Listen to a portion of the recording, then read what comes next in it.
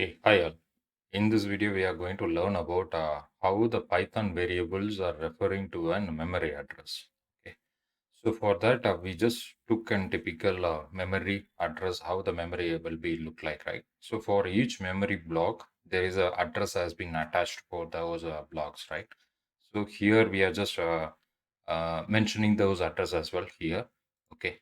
Let's say, for example, here we are having around 8 blocks of memory address. Okay.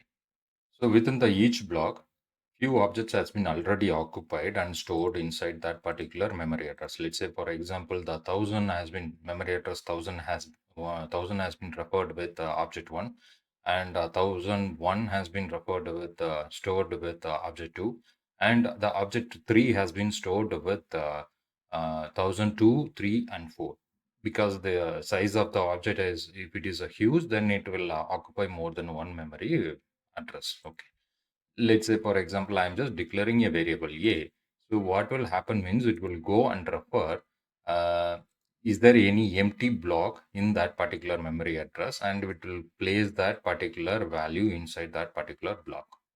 So for a variable a refers to 1005, since it is the empty space is available. So my the value 10 has been moved to that particular place memory address. So likewise, if I am declaring a value b equal to 20, so again the next empty block will get occupied with the value 20.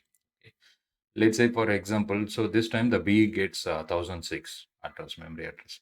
Okay, how we can able to get this particular id address means, using a id function we can able to find out our memory address referred by our variables. And this output, it will looks like a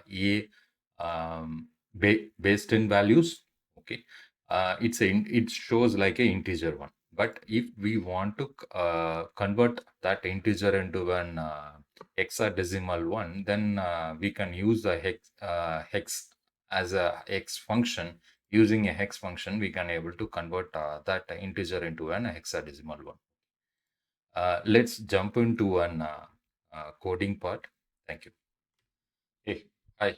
So let's see and demo. Let's say, for example, I'm just declaring a variable a and assigning a value as 10. Okay.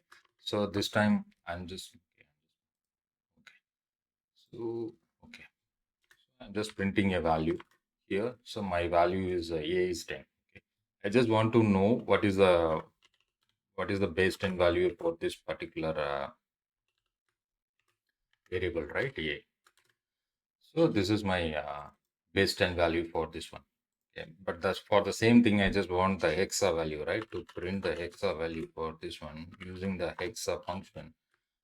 Inside that, I just want to pass the ID of A.